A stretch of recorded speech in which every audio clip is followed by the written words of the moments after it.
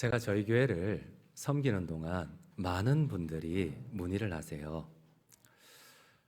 성도들 간에 분쟁이 있거나 억울함을 당하였을 때 어떻게 해야 됩니까? 여러분들은 어떠세요? 성도 간에 분쟁이 있습니다. 억울함이 있습니다. 어떻게 해야 될까요? 또 묻습니다. 주님께서 오늘 설교 제목처럼 오른뺨을 맞으면 왼뺨을 돌려대라고 했는데, 악한 자를 대적하지 말라고 했는데 끝까지 사랑으로 덮고 인내로서 기다려줘야 됩니까? 또 많은 분들이 물으세요. 여러분, 우리 안에 갈등이 있고 분쟁이 있고 억울함이 있습니다. 고통이 있습니다. 어떻게 해야 될까요?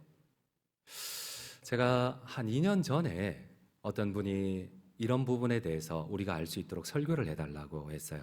그래서 그때는 제가 필요성이 없어서 무시를 했는데 이런 일들이 계속 반복이 돼요. 교회 공동체 안에서.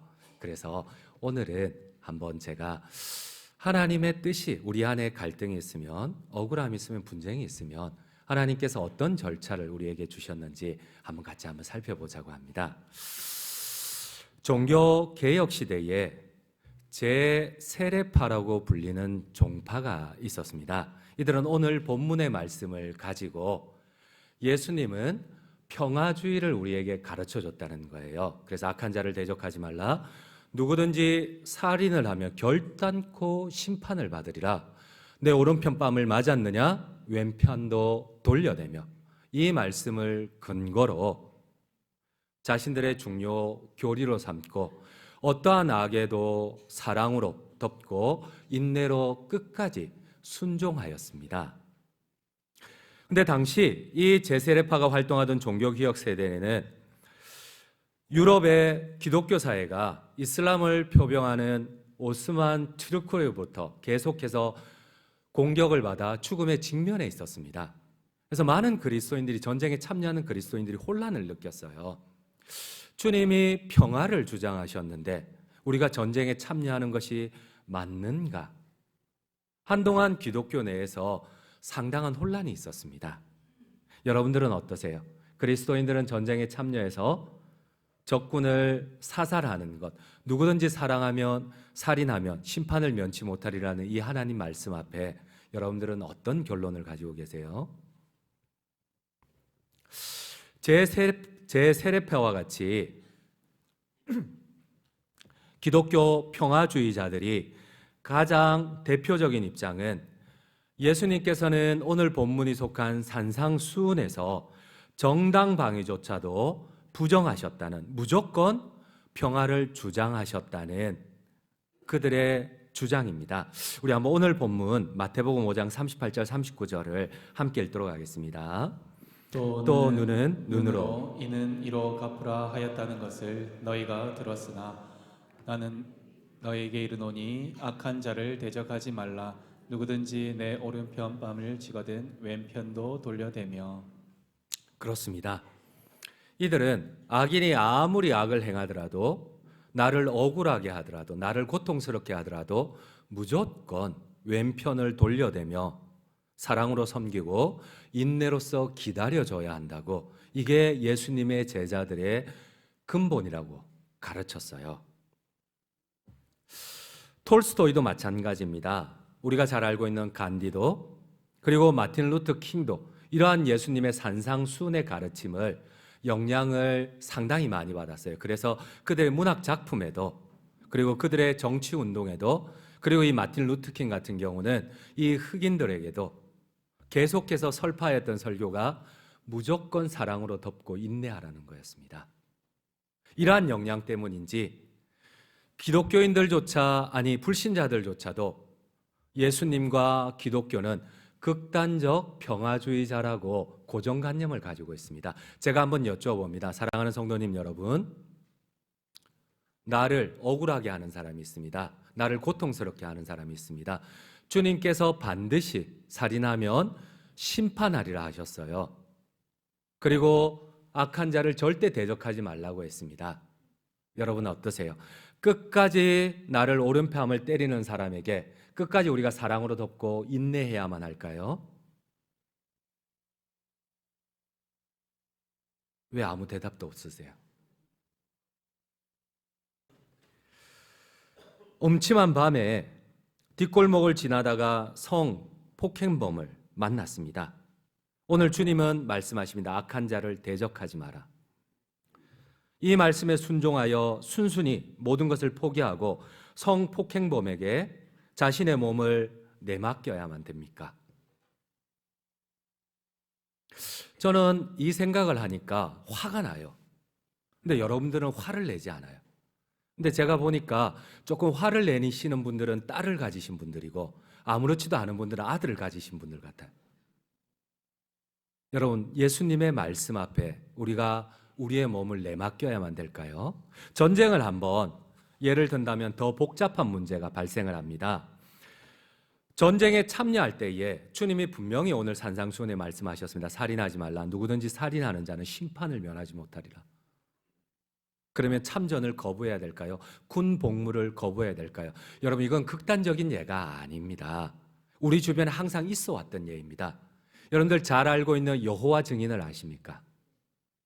여호와 증인은 산상수훈의 말씀을 그들의 교리의 중심으로 삼습니다. 물론 이단입니다. 제세라파와 같은 극단적인 보수 세력이 있고 여호와 증인 같은 이단들이 있습니다. 이들은 이 산상수훈의 말씀에 순종해서 군 복무를 거절을 합니다. 그래서 그들은 군 복무 기간 동안 감옥에 가서 대신 죄인으로서 그 안에서 감옥에 구치되었다가 1년 6개월 뒤에 군 복무가 마쳐진과 동시에 그들은 출소를 합니다. 그래서 그들은 범죄자들입니다. 여호와 증인들은 단지 지금만 그랬던 거 아니에요.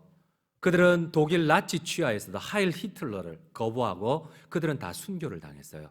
여러분, 일제 치하에서 우리 보수 기독교인들 못지않게 순교를 당한 사람들이 여호와 증인입니다. 그들은 이단이지만은 그들은 이 산상수훈의 가르침에 순종하기 위하여서 신사참배를 반대를 하고 전쟁의 징집에 반대를 하여서 그들은 순교를 하였습니다. 지금도 현재에도 마찬가지입니다. 유신 정권 아래에서도 가장 많은 피해를 본 사람들은 보수 기독교인들이 아니고 여호와 증인입니다. 기독교 안에서도 제세례파와 같이 예수님의 산상수훈, 살인하지 말라, 악한 자를 대적하지 말라, 내 오른편 뺨을 치거든 왼편을 돌려대라는 말씀에 따라 어떠한 살인도 악인이 우리에게 악을 행하여도 사랑으로 덮고 참아야만 할까요?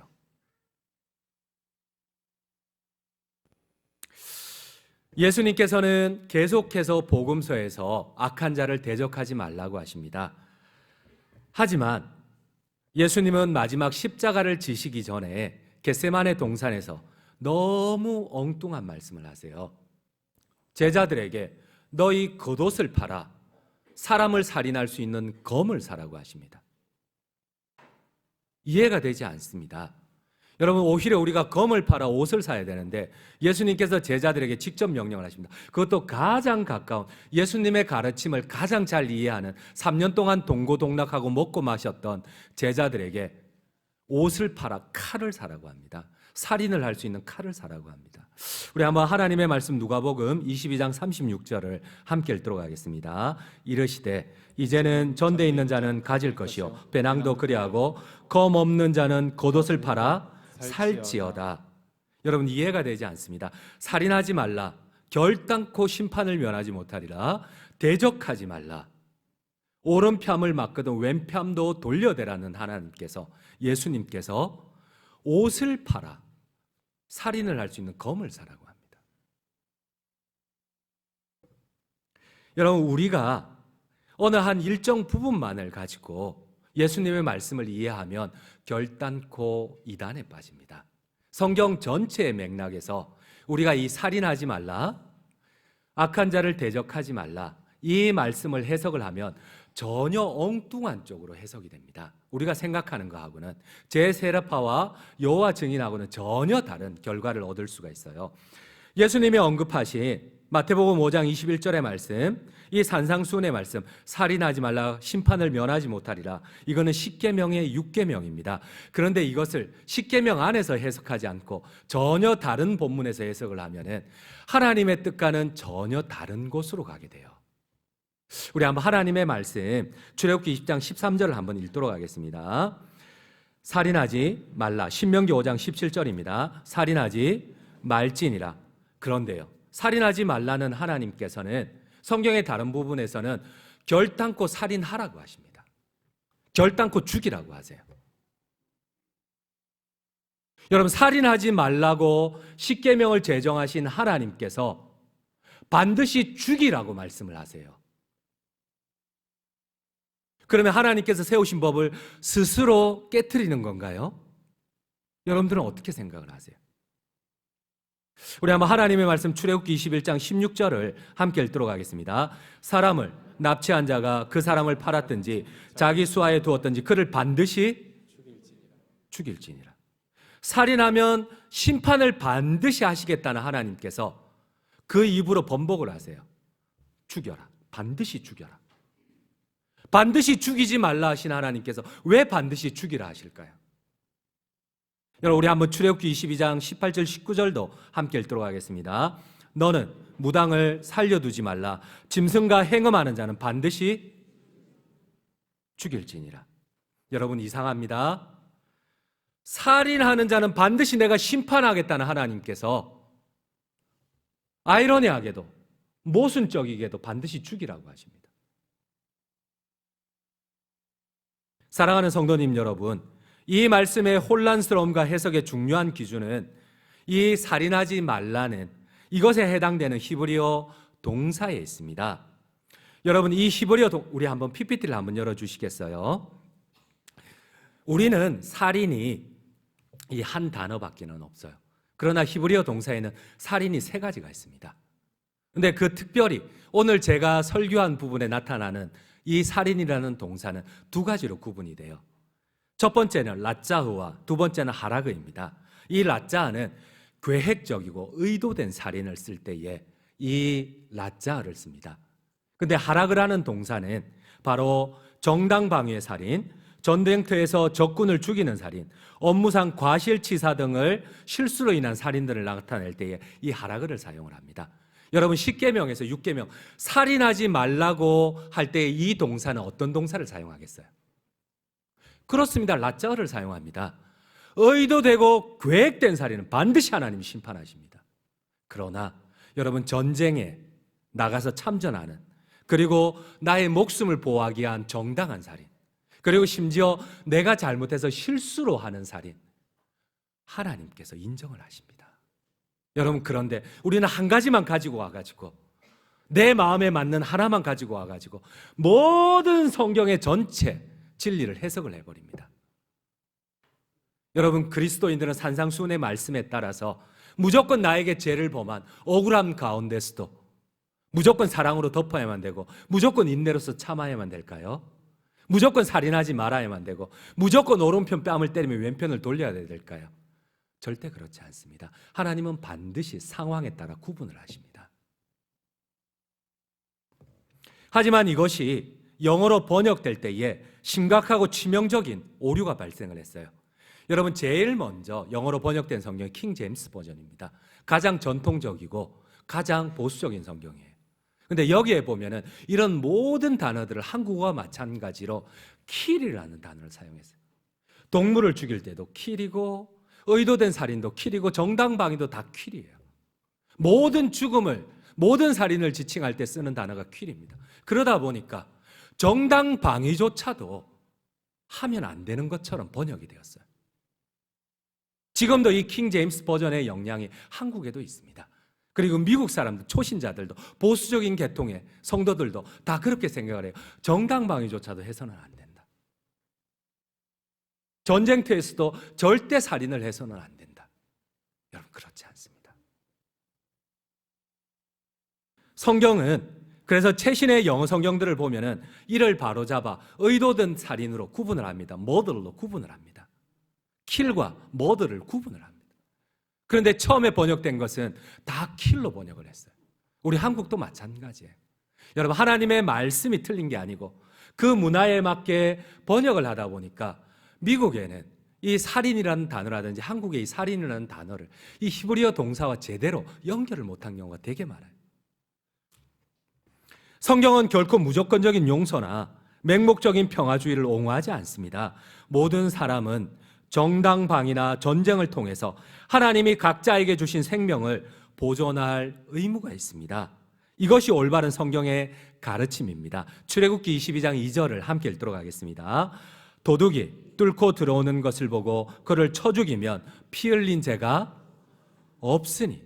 주님은 강도가 목적을 가지고 생명을 해하더라도 나의 재산을 강탈을 하려고 들어왔을 때 가만히 오른편을 맞으면 왼편도 돌리되고 악한 자를 대적하지 말라고 하지 않습니다. 그렇게 해서 강도를, 나를 보호하기 위해서 강도를 대항을 했는데 그 강도가 죽어도 죄가 없다고 하십니다.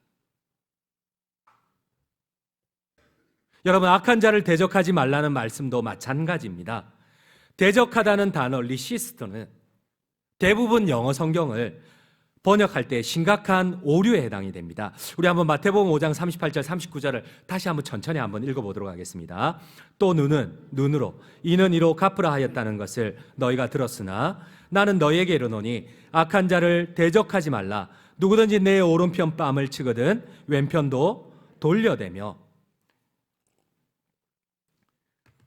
주님은 제자들에게 세상에서 만나는 악에 대해서 무조건 순응하거나 굴복하라고 가르치신 적이 없으세요.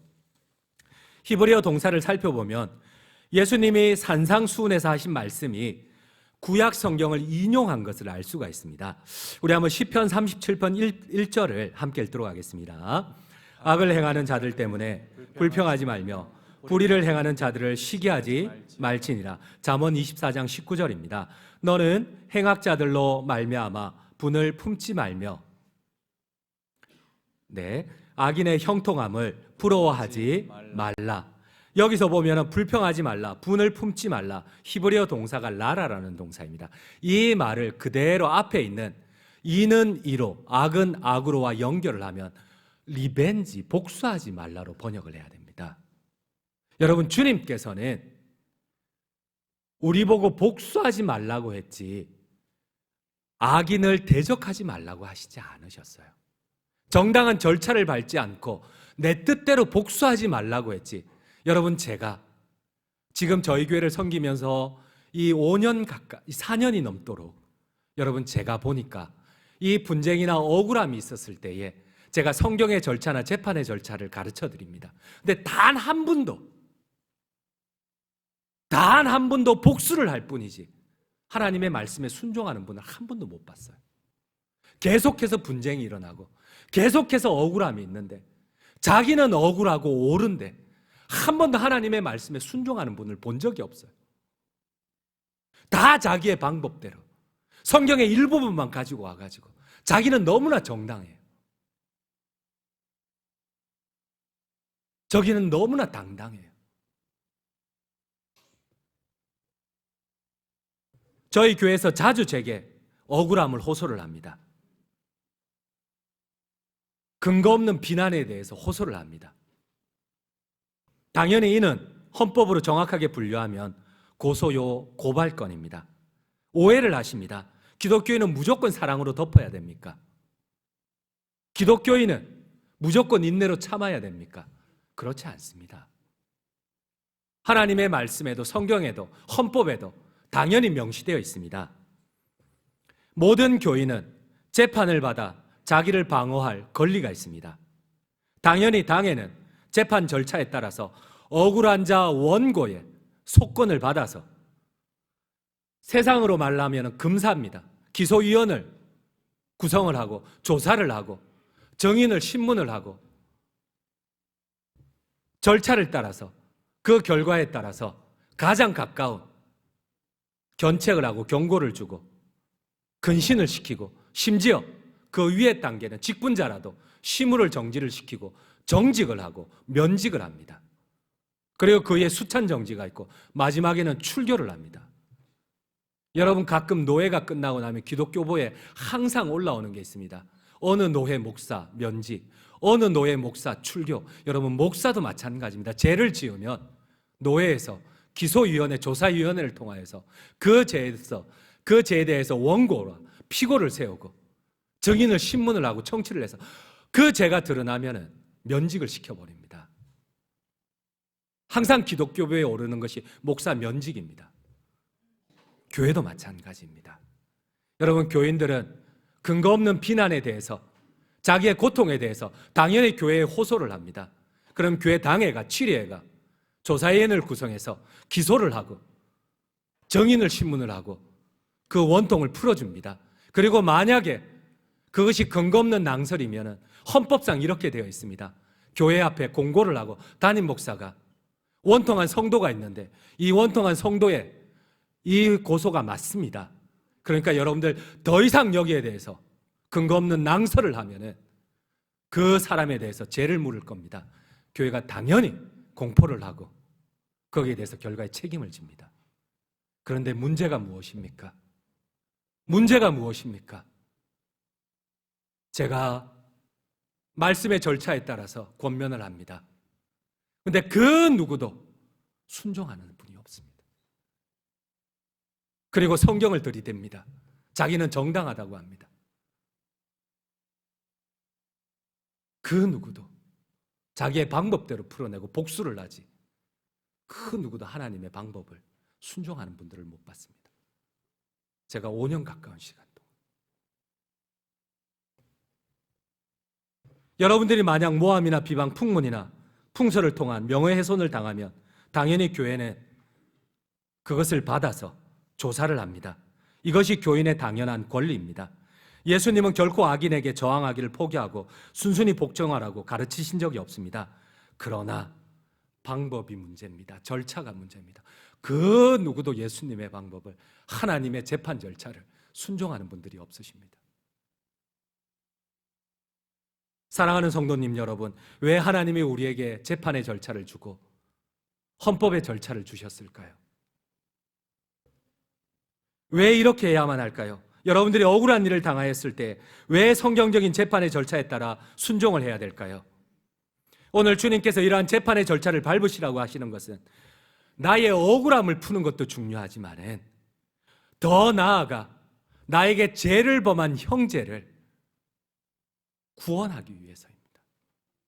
그리고 교회 공동체를 세우기 위해서입니다. 우리는 복수밖에 하질 않아요. 나의 원통함밖에 풀어내지를 않아요. 그런데 하나님이 말씀하신 그 말씀에 그 누구도 순종을 하지 않습니다. 왜 하나님이 이런 재판의 절차를 두셨을까요? 우리 한번 마태복음 18장 14절을 오늘 본문을 한번 같이 한번 읽도록 하겠습니다. 이와 같이 이 작은 자 중에 하나라도 잃는 것은 하늘에 계신 너희 아버지의 뜻이 아니니라. 여러분, 그렇습니다. 이 억울한 자 원고도 중요하지만 하나님 편에서는 이 원고에게 죄를 범한 그 형제도 우리 주님께서 십자가에 죽으신 형제라는 겁니다. 여러분, 교회 공동체 안에서 분쟁이 있고 억울함이 있고 고소가 있고 비난이 있어요. 그런데 다 각각 상대방을 죽여야 된대요. 그 누구도 같이 살자고 하는 사람이 아무도 없어요. 그 누구도 공의롭게 판단해 달라는 사람이 아무도 없어요. 자기 뜻대로 죽여야 됩니다.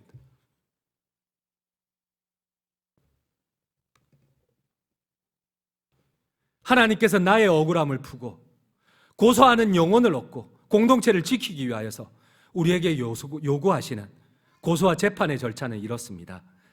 먼저 나에게 죄를 범한 형제가 있다면 내가 홀로 찾아가서 대화를 하고 그 형제를 권면을 해야 됩니다.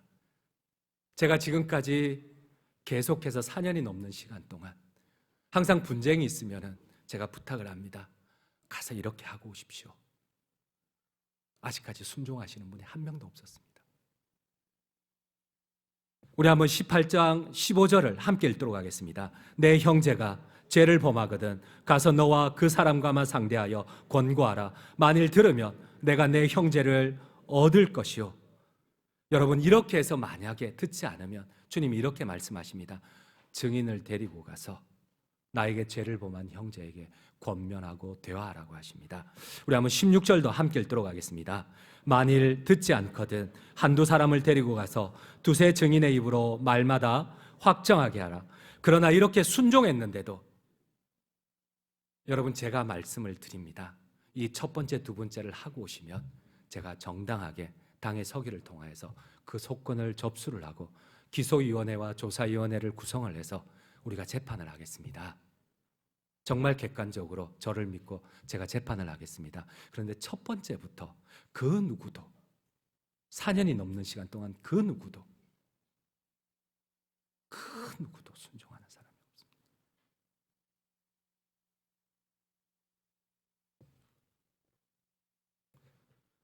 그러나 이렇게 순종했는데도 듣지 않으면, 교회의 얘기를 하면 교회가 재판 절차를 통해서 억울한 자의 누명을 벗기고, 만약 중간에 죄가 보이면은 증거를 조사하고 신문을 하고 처결을 합니다.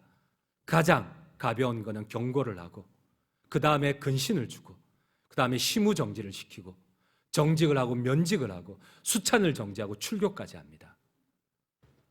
사랑하는 성도님 여러분, 왜 이런 절차와 헌법의 절차를 밟아야만 할까요? 왜 이런 절차에 순종해야만 할까요? 내하고 맞지 않지만은 왜 이런 절차를 밟아야만 할까요? 우리는 오늘 이 본문이 시작하기에 앞서서 이 본문 앞에 보면은 잃은 양 100마리 가운데 한 마리 잃은 양 비유를 주님이 우리에게 가르쳐 주십니다. 그런데 우리는 잃은 양 한 마리의 비유를 항상 전도설교라고 하는데 전도설교 아닙니다. 재판설교입니다. 여러분, 왜 내가 억울한데 이런 절차를 밟아야만 할까요? 이제 공동체에서 죽어가는 나에게 죄를 범한 이 잃어버린 한 양이 죽어가고 있다는 겁니다. 그 양을 같이 살려야 된다는 겁니다. 교회 공동체를 같이 세워야 된다는 겁니다. 근데 그 누구도, 그 어떠한 사람도 나의 억울함은 중요한데 주님이 친히 십자가에 죽으시면서 세웠던, 아무리 나에게 죄를 범한 영혼이지만 그 이런 양을 얻기 위하여서 주님이 이런 절차를 만들어 놓으셨어요. 이러한 재판과 하나님의 절차에 순종할 때 잃어버린 영혼을 회복시키고 공동체를 세울 수 있다는 게 바로 하나님의 재판이 된다는 사실입니다. 우리 이 교회 재판이 더 어려운 것이, 세상의 재판은 죄의 유무만을 묻습니다. 그러나 교회 재판은 그렇지 않습니다. 나에게 죄를 범한 형제지만 그 형제를 살리기 위해서 주님께서 오늘 재판을 말씀하실 때 제일 먼저 하신 말씀이, 내 몸된 교회 공동체에 양 100마리가 있는데 그 중에 한 마리가 죄를 범하여 시험에 들었다. 억울한 자가 있다. 어떻게 하겠느냐? 둘 다 살리고 교회 공동체를 세우기 위해서 어떻게 하겠느냐? 내가 너희에게 이 고소와 재판의 절차를 주겠다. 그러나 아무도 이 하나님의 말씀에 순종하시는 분이 없으십니다. 결론을 맺도록 하겠습니다. 우리 하나님께서는 우리 그리스도인들에게 무조건 용서하거나 양보하는 극단적인 것을 가르치지 않으셨어요. 우리가 무조건 용서하는 것은 맞지 않습니다. 예수님은 결코 악인에게 저항하거나 무조건 억울함을 참으라고 하지 않으십니다. 그러나 오해하지 마십시오. 저에게 오면은 제일 먼저 제가 돌려보냅니다. 가서 얘기를 하고 오세요. 그것이 힘들면은 저하고 같이 3명에서 만납시다. 그 누구도, 그 어떠한 단 한 명도, 단 한 사람도 이 부탁을 받아들인 사람이 없어요.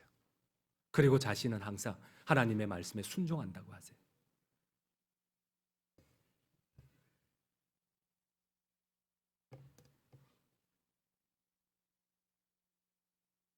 그렇습니다.